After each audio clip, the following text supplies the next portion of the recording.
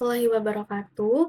Halo teman-teman semuanya, perkenalkan nama saya Fasa Andalia Pramesti dengan NPM 2541024 dari kelas SIA, Program Studi Sistem Informasi. Di sini, saya akan mempresentasikan tentang unsupervised learning dan hasil eksplorasi saya menggunakan dataset yang saya dapat dari Kaggle. Yang pertama, di sini saya akan mempresentasikan tentang unsupervised learning. Jadi, apa sih unsupervised learning itu? Nah, unsupervised learning itu adalah metode machine learning yang belajar dari data tanpa label. Artinya, algoritma tidak diberi informasi jawaban benar, tetapi diminta menemukan pola, struktur, atau hubungan tersembunyi dan data secara otomatis. Unsupervised learning ini memiliki tujuan. Yang pertama, clustering. Algoritma mencari objek yang memiliki karakteristik mirip dan mengelompokkannya tanpa bantuan label. Yang kedua, menemukan pola tersembunyi. Model menganalisis struktur alami dalam data untuk menemukan hubungan atau pola yang tidak dapat dilihat secara langsung oleh manusia. Dan yang ketiga, menyederhanakan data kompleks. Unsupervised learning membantu menyusun ulang data agar lebih ringkas dan terstruktur, sehingga dapat digunakan untuk analisis lanjutan atau untuk meningkatkan performa model lain.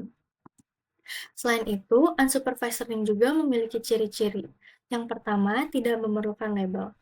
Data yang digunakan tidak memiliki kategori atau target, sehingga model belajar langsung dari pola alami dalam data. Yang kedua, bersifat eksploratif. Biasanya digunakan untuk memahami karakteristik data sebelum membuat model prediktif. Dan yang ketiga, hasilnya tidak selalu pasti. Karena tidak ada jawaban benar, hasilnya bisa berbeda-beda tergantung metode, parameter, dan struktur data yang digunakan. Lalu di sini saya akan menjelaskan salah satu contoh algoritma dari unsupervised learning, yaitu ada clustering. Clustering adalah teknik unsupervised learning yang bertujuan mengelompokkan data ke dalam beberapa grup atau klaster berdasarkan tingkat kemiripan antar data. Data dalam satu klaster akan mirip, sedangkan data antar klaster akan berbeda. Nah, di sini ada K-means clustering, yaitu algoritma clustering yang mengelompokkan data ke dalam jumlah klaster yang ditentukan. Algoritma bekerja dengan mencari titik pusat atau sentroid untuk setiap klaster, lalu menempatkan data ke klaster terdekat.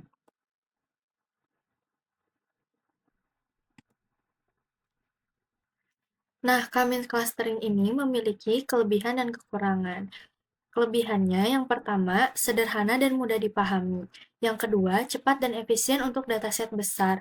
Yang ketiga, hasil clustering biasanya stabil. Dan yang keempat, cocok untuk data yang bentuk klasternya bulat atau beraturan. Lalu, kekurangannya, yang pertama harus menjembakkan klaster ataukah sejak awal. Yang kedua, sensitif terhadap outlier atau data ekstrim yang bisa mengganggu sentroid. Yang ketiga, tidak bagus untuk klaster yang bentuknya tidak beraturan, dan yang keempat tidak cocok untuk dataset dengan kepadatan berbeda-beda. Lalu yang kedua ada DBSCAN. DBSCAN adalah algoritma clustering berbasis kepadatan data.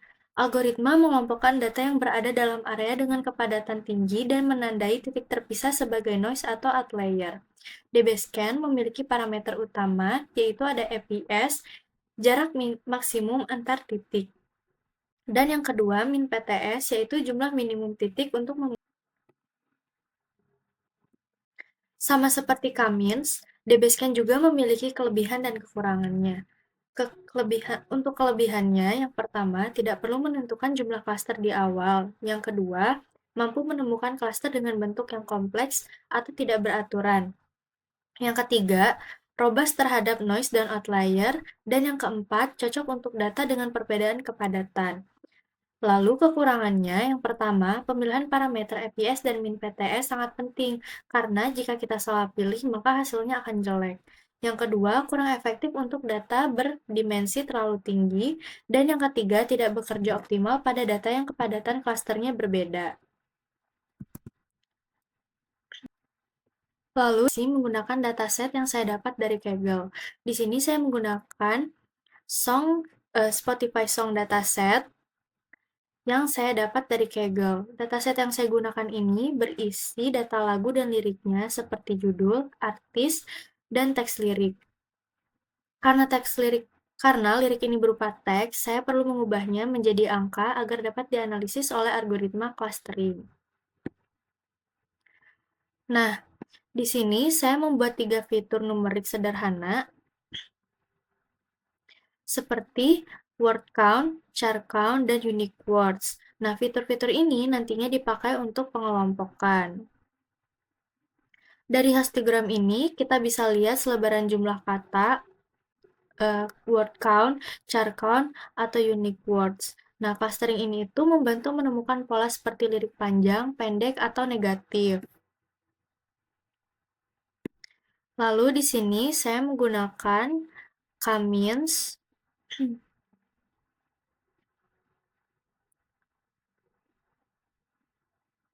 Di sini saya menggunakan k-means.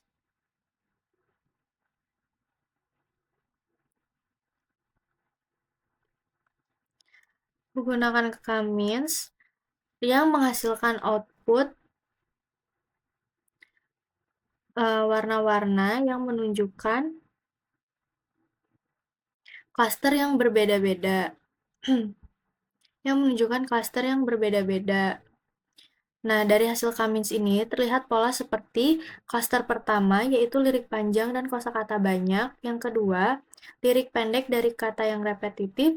Dan klaster ketiga itu kategori menengah. Lalu, selanjutnya di sini saya menggunakan dbScan clustering. dbScan itu tidak butuh jumlah klaster di awal karena dbScan bekerja berdasarkan kepadatan data dan bagus untuk mendeteksi outlier, sehingga menghasilkan output seperti ini, di mana beberapa titik berwarna hitam itu adalah noise. Artinya, ada lirik-lirik yang tidak mirip dengan klaster manapun, sehingga klaster dbScan tidak harus rapi seperti k-means. Nah, di sini saya akan melakukan perbandingkan hasil eksplorasi saya yang menghasilkan output dengan klaster k-means dan klaster dbScan. Pada klaster k-means menghasilkan output lebih rapi tapi sensitif terhadap outlier, sedangkan dbScan lebih fleksibel dan bisa otomatis mendeteksi noise. Hasilnya bisa berbeda meski dataset yang digunakan sama. Nah, dari hasil eksplorasi ini, saya bisa menyimpulkan bahwa lirik lagu dapat dikonversi menjadi data numerik. Demikian presentasi saya mengenai unsupervised learning dan clustering k-means dan dbScan pada dataset Spotify. Mohon maaf apabila penjelasannya kurang baik dan apabila ada salah kata. Saya ucapkan terima kasih. Wassalamualaikum warahmatullahi wabarakatuh.